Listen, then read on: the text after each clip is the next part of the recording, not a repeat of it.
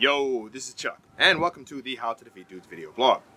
So at present, I'm in Osaka right now for a theater show that I'm doing. Originally, I was hired to do the show so that I could add a little bit of capoeira elements into the character. However, at the end of the day, they decided to take out all the capoeira stuff, and I'm just acting. Which is actually a whole lot easier on my 36-year-old body, so I'm not exactly complaining. Anyway, it's actually raining right now, so I don't have a whole lot of time to talk before I actually get drenched. So what I would like to discuss with you guys is one tip for maximizing your hitting strength. And that amazing, wonderful, and unbelievable tip is, close your groin.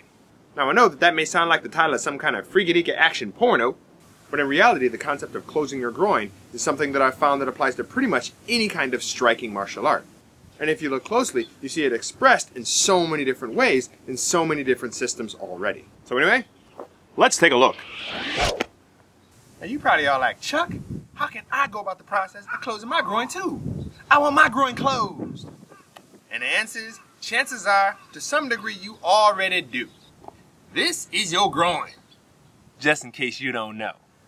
Closing your groin is as simple as, So if you're a boxer, kickboxer, MMA fighter, whatever, you probably already know how to close your groin from throwing crosses or straights. For example, groin open,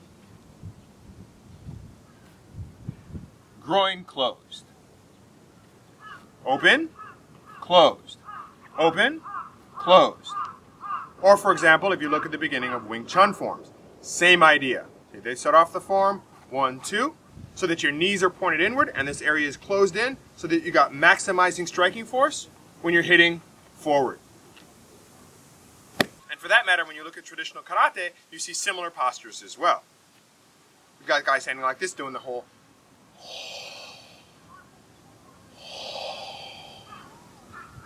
kind of thing. Or as a taekwondo master, when I'm teaching taekwondo, one of the things that I always tell people is that whether you're kicking to the front or the backside, you always want to rub your knees as you kick. Rub your knees. Rub your knees. Whether you're doing a front kick, boom. Round kick, boom. Back kick, boom. Or even spinning hook kick. As you're kicking, you're always rubbing your knees like this for a tighter, more compact, and more powerful kick. In all these different martial arts, it's all expressions of the same principle. So now all that being said, I'm not telling y'all to do something new. I'm telling you to do something that you already know how to do, and to simply keep it in mind as you're doing everything. Remember your groin. Remember your groin. This is your groin. Don't forget it.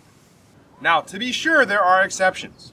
Different martial arts develop different kinds of kicking styles and different kinds of moving styles for different reasons. So if your teacher's telling you otherwise, when I say it's always better to close your groin, take my words with a grain of salt.